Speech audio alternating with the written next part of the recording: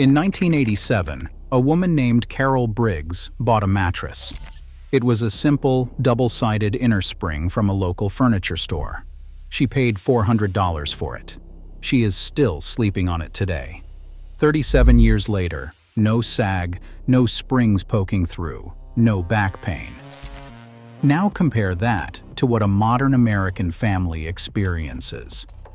You walk into a mattress firm. You spend $4,000 on a name-brand memory foam hybrid with a cooling cover and a 10-year warranty. Within 3 years, there is a canyon in the middle of it shaped exactly like your body. Within 5 years, you are sleeping in a hole. And when you call the warranty line, they will tell you the sag is not deep enough to qualify for a replacement. This is not bad luck. This is not a defective unit. This is the product performing exactly as it was designed to. The American mattress industry generates $22 billion every single year.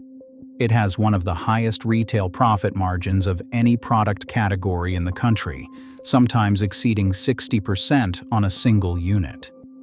That number should make you suspicious, because when a simple foam rectangle is generating 60 cents of profit for every dollar you spend, someone in that equation is not getting what they paid for. In this investigation, we will expose 3 specific mechanisms the industry uses to guarantee your mattress fails.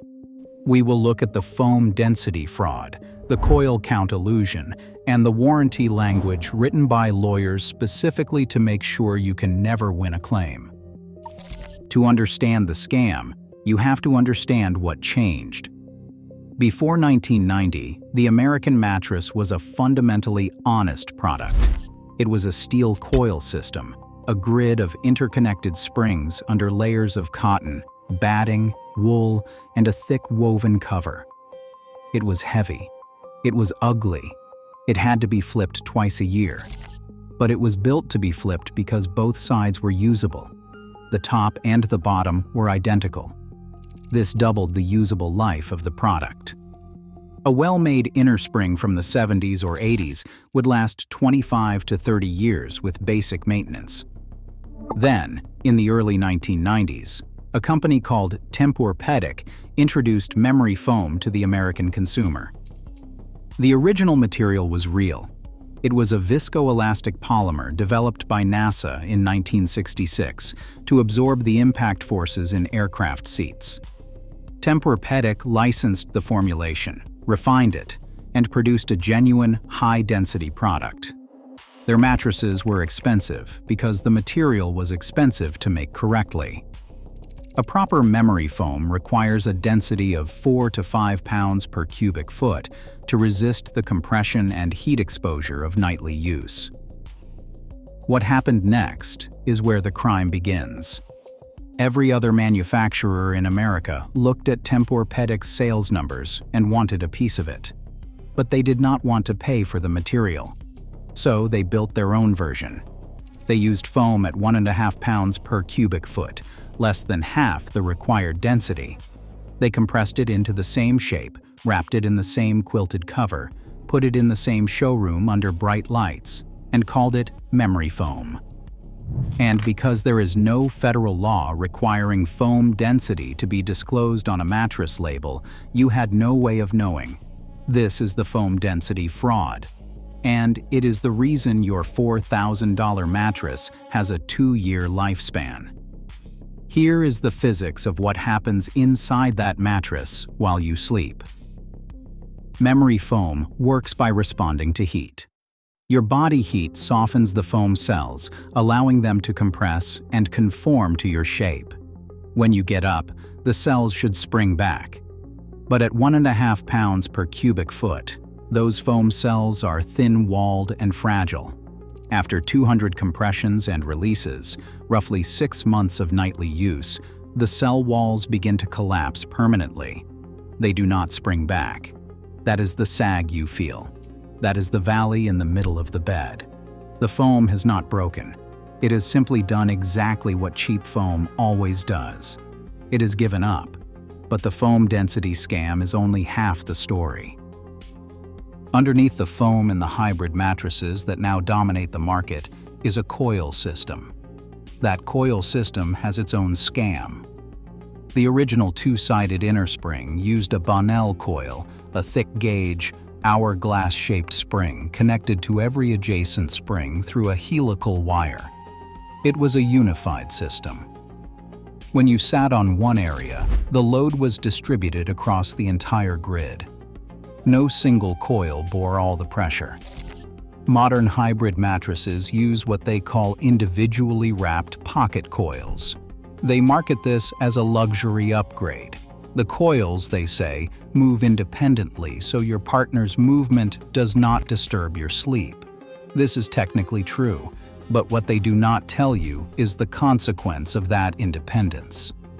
When a coil is not connected to its neighbors, all the load from your body lands on 6 to 8 coils directly beneath your heaviest points, your hips and your shoulders. Those coils compress thousands of times more frequently than the coils at the edge of the bed. They wear out first, and then they compress permanently. You feel it as a sag. The same sag.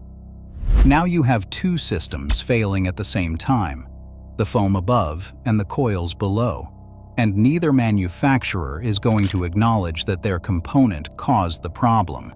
This is where the industry shows you exactly who it is. You call the warranty line. You have a 10-year warranty in your hand. You describe the sag. They send a technician. The technician places a straight edge across the surface of the mattress and measures the depth of the depression. The warranty requires the sag to be 1.5 inches deep before a claim is honored. Yours is measuring at 1 inch, maybe 1.2 inches. The technician notes this down. Claim denied. You are told to rotate the mattress. What the warranty document does not explain is that the science of sleep disruption begins at 3/4 of an inch of sag. Studies from independent sleep research institutes show that body pain, sleep interruption, and spinal misalignment begin accumulating at under 1 inch of visible sag. The industry knows this. The 1.5 inch threshold was not chosen randomly. It was chosen because it is the number at which they almost never have to pay. Your mattress will hurt your back for years before it legally qualifies as defective. And if you think the newer direct-to-consumer brands have fixed this problem, there is one more thing you need to know. Casper, Nectar, Saatva, Purple, Dream Cloud. These brands were marketed as the revolution against the corrupt mattress industry. They cut out the middleman. They shipped to your door. They offered generous trial periods. What they did not advertise is that the vast majority of them source their foam from the same small cluster of manufacturing facilities in China and Vietnam that supply the traditional brands. The brand is a story. The product is frequently the same compressed, low-density foam in a different colored box. During the trial period returns, most mattresses are not resold. They are destroyed. The trial period is not a customer service policy. It is a calculated risk built into the margin of a product that cost $40 to manufacture and is selling for $1,200. So what does the smart buyer actually do? The answer the industry hopes you never find is natural latex. Dunlop latex and Talalai latex are derived from the sap of rubber trees. They are dense, resilient, and breathable. A quality natural latex mattress has an average lifespan of 20 to 25 years. It cannot be compressed into a box and shipped cheaply. It does not have a glamorous brand story. It does not have a viral social media campaign. It represents less than 3% of the American mattress market. And that is not a coincidence. Products that last 25 years are terrible for a repeat purchase business model. If latex is outside your budget, the second option is the same one that kept Carol Briggs sleeping soundly for 37 years. Find a flippable two-sided inner spring from a smaller domestic manufacturer.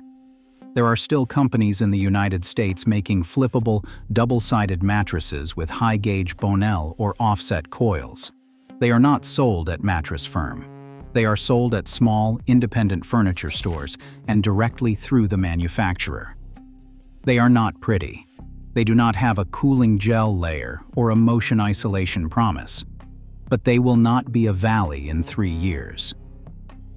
The question is not whether your $4,000 foam mattress will fail. It will. The question is whether you will buy another one, or whether you will be the person who figures out what is actually inside the product before you hand over your money. Stop letting a 60% profit margin decide how well you sleep. If you want to know which other household products have been quietly engineered to fail on the same schedule, hit subscribe. The list is longer than you think.